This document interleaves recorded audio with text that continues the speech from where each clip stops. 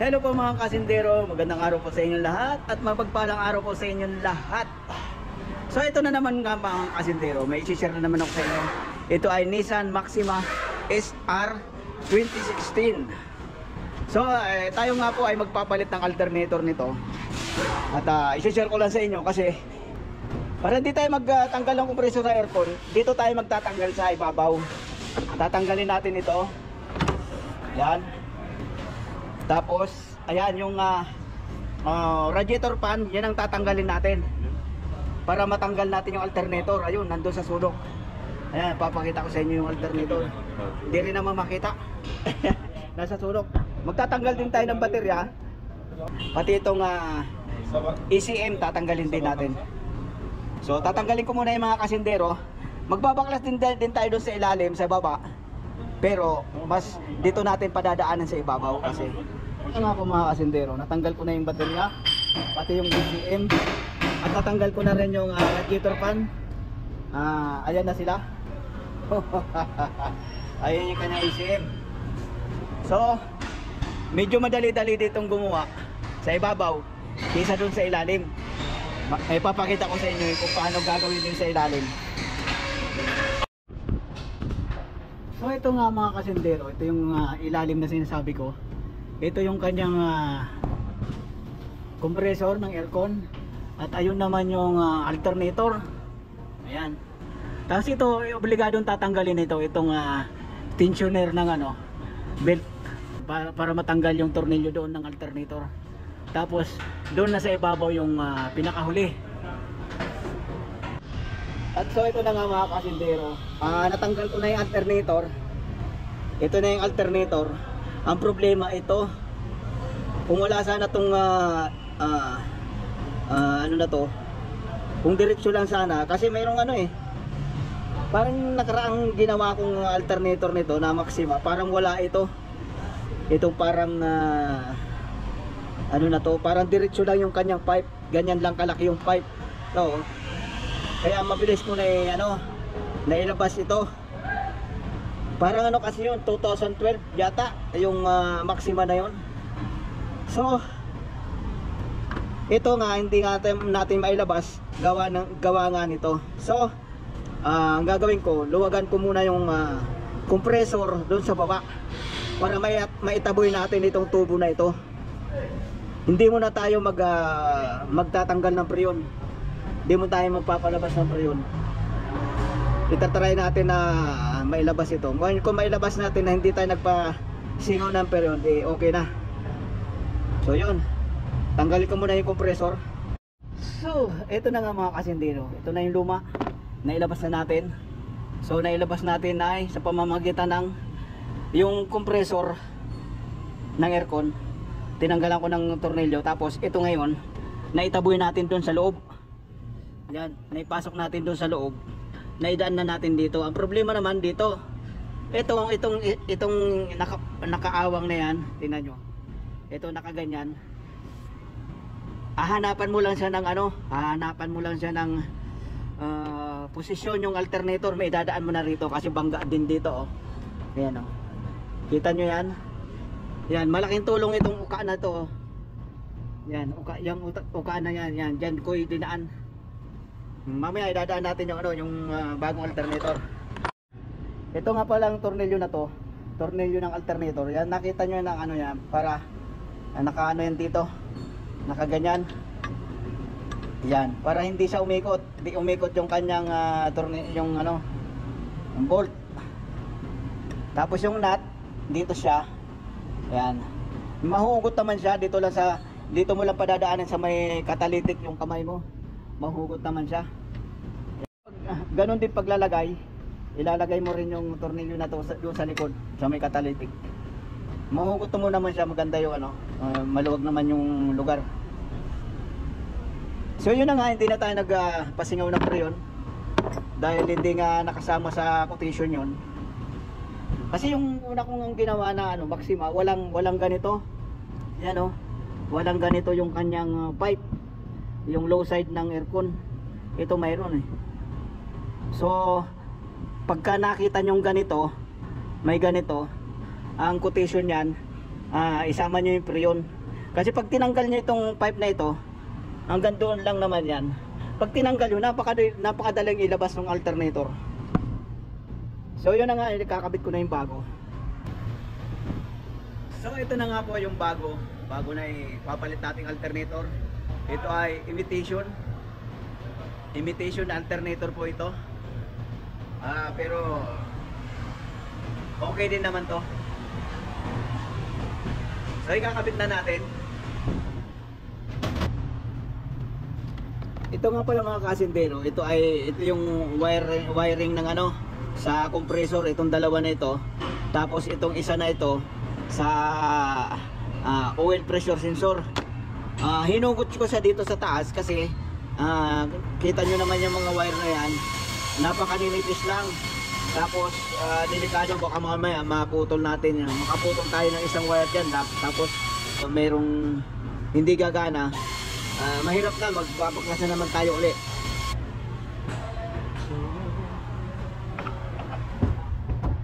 Dito ko lang pinadaan. Ayan, mayroong slot dito, yung tabas. Yun, o ha. Tapos ito, hahanapan mo rin lang ng ano, hahanapan din lang ng anggulo. Nakakadaan na siya. Pasok na. Okay.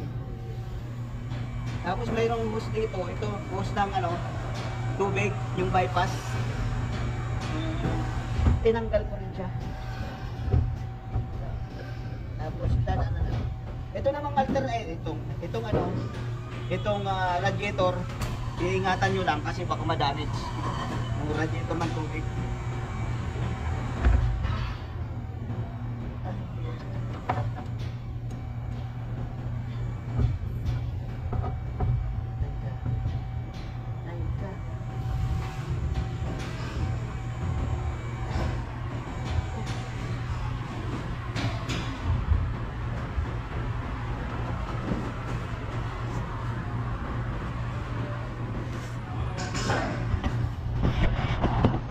So ayun na nga, sendero, naipasok na natin yung alternator. Ayan. At isasalpak na lang natin doon sa bracket. Tapos na. Ay kakabit na uli natin yung compressor. Tapos kakabit na rin uli natin itong radiator fan. Pagkatapos yung baterya. Tapos na. Ipapakita ko nga po pala sa inyo mga kasendero, yung napanood ko sa video, yung kanyang pagtanggal ng alternator. Dito niya pinadaan sa lugar na ito. At nilawagan niya yung tornilyo dito para bumaba itong cross member. Pero itong compressor, naibaba niya pa ng todo dito sa ilalim na to. Dito naibaba niya pa ng todo yan. Ito naman, hindi ko maibaba ng todo kasi ayun, nakikita nyo tong high side. Ito high side ng hose ng compressor yan. Ayan yung high pressure, nakatikwats. Kaya hindi mailusot dito sa ilalim, hindi maibaba. Kaya tsaka dati na rin doon ako nagpadaan nitong alternator doon sa taas sa ibabaw. Ang pagkakaiba nga pala nito mga kasindero, yung una kong ginawa, may yung power steering niya ay may fluid, mayroon siyang steering pump dito nakalagay diyan banda sa taas. Tapos yung kanyang tensioner dito nakalagay. Samantalang itong model na ito 2016 ay dito nakalagay yung tensioner, kaya nakaharang dun sa tornilyo ng alternator. Ito yung ano ng tornilyo, dito nakatornilyo yan dito. Ayan, kaya kailangan tanggalin yung tensioner. So yun lang mga kasindero. Pero sa susunod na magtanggal ako ng ganitong model, aanin ko na yung tatanggalin ko na yung hose ng low side. Mag-ano ko ng preyon, magsasacrifice ng preyon para mas madali. Hindi na kailangan ibaba itong hindi na kailangan tanggalin itong compressor, doon lang sa ibabaw talaga magpapadaan. So yun lang po mga kasindero. At ikakabit ko na yan lahat. Tapos paanda rin na natin, titingnan natin yung charge ng alternator na imitation. Hindi ito original, imitation lang to. Pero yung una kong kinabit dati, okay naman. So ito na nga po mga kasindero, naikabit ko na yung alternator. tensioner, compressor, at ito yung sinasabi kong ano, oil pressure sensor. Pinakadulo ng wire na nilabas natin doon sa ibabaw. At yun sa compressor. Yun na. Sa ibabaw naman tayo gagawa.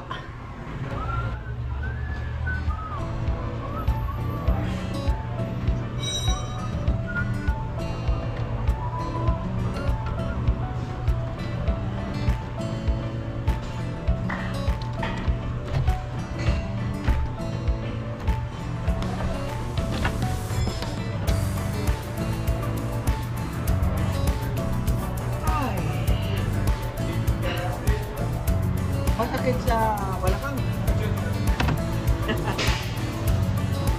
So yun na nga mga kasintero, itutornilyo ko na lang to. Yan. Tapos baterya, tapos yung hose, tapos na. So ito nga po, ipapakita ko lang sa inyo kung bakit tinanggal ko yung baterya at saka yung bracket ng baterya. Kasi nga pag ito babangga dito, tapos ito pag naka-bracket to doon sa ilalim, babangga yung radiator fan pagka hinugot mo.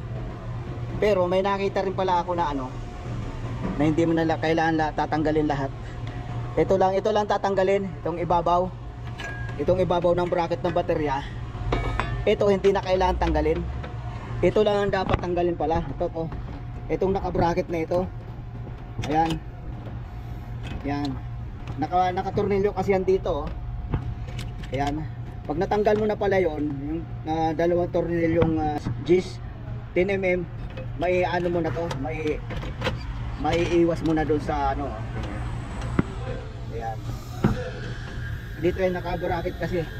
Ayan, may dalawang Gis yan dito. Yung pinaka-bracket nito.